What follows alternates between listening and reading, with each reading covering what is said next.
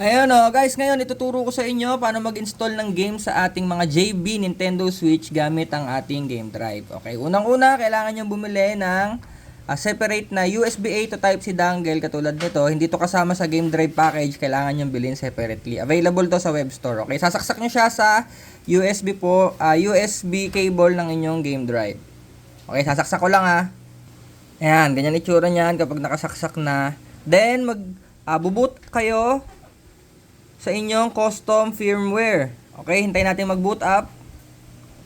Ayan, kapag nag-boot up na, open nyo lang. Pwede nyo na isaksak yung game drive ninyo sa inyong Type-C port ng inyong switch. Okay, so saksak natin. Pag nakasaksak na, check nyo yung game drive kung umiilaw. Pag umiilaw, sabihin binabasa. Then punta kayo sa inyong ano tawag dito? Album. Ayun album. Then click A. Pag open nyo sa album, punta kayo sa inyong DB installer or DBI. Kulay blue yung icon yan, katulad nyan. Okay, then press A ulit. Then hintayin nyo lumabas yung browse USB 0 drive. Okay, then click A. Punta kayo sa files. Punta kayo sa underscore switch. Then press A lang ulit. Diyan nyo na makikita yung mga games na napili ninyo. Okay, so meron tayo ditong ARMS at For the King. Then, open nyo lang yung folder, halimbawa ARMS, makikita nyo, dalawa yung file nyan. Okay, yung ibang games, madaming file. Okay, so ang mga files na yan ay base game, update, at mga DLC. Okay, so ang importanteng mahalaga na hindi nyo makakalimutan, unang-unang kailangan i-install ay yung base game.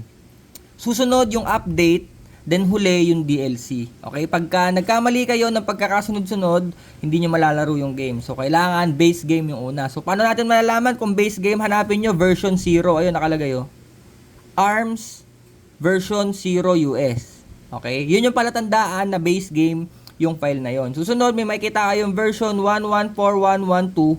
Ibig sabihin, yun yung update. Okay, so version 0, yun yung base game, yun yung una nating i-install. So, select nyo lang, press A. Then, dito makikita nyo, install target. Kapag ka NAND, sa internal yan. Kapag SD, sa SD card.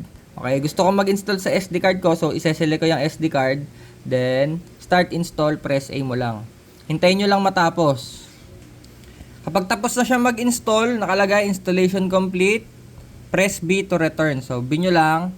Okay na yung base game, na-install na natin yung V0. So, yung update naman yung i-install natin. Okay, V1114. Okay, so select nyo lang din. Ito yung V0 base. So, select nyo lang yung update. Press A. Then, install ko ulit siya sa aking SD card.